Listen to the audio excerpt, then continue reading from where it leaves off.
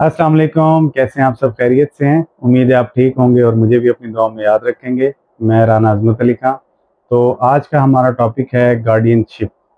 तो इस टॉपिक को आगे बढ़ाने से पहले आप दोस्तों से रिक्वेस्ट करूंगा कि मेरे चैनल अज़मत राना व्लॉग को लाइक, शेयर एंड सब्सक्राइब करना ना भूलिएगा।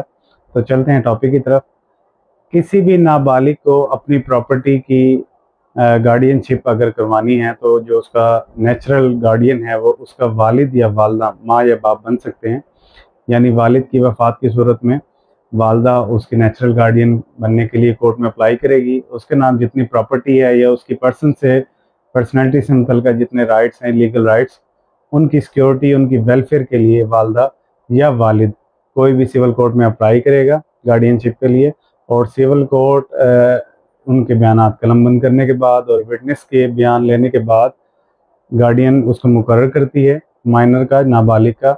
और इसके साथ साथ उसकी जो प्रॉपर्टी उसके नाम है उसको अगर वो सेल आउट करते हैं तो उसके लिए फिर वो जो गार्डियन बना जाता है वालिद या वालदा, उनसे एक तहरीरी स्टाम्प की सूरत में एक श्योरिटी भी तलब करती है कि ये एक श्योरिटी है, एक जामिन है कि अगर माइनर की प्रॉपर्टी की गलत तरीके से अगर यूज़ करते हैं या उसको मिसयूज़ करते हैं तो सिविल कोर्ट इस चीज़ की भी ज़मानत उनसे वसूल करती है, गार्डियन से। तो इसी तरह अगर फ़र्ज़ करो फैमिली में डिस्प्यूट है, वालिद या वालदा दोनों हयात हैं और उनमें से दोनों में फैमिली डिस्प्यूट है, तो वालिद या वालदा दोनों में से कोई सिविल कोर्ट में गार्डियन के लिए अप्लाई कर सकता है किसी भी बच्चे की कि मैं इसकी बेहतर परवरिश कर सकता हूँ, आया कि उसका वालिद।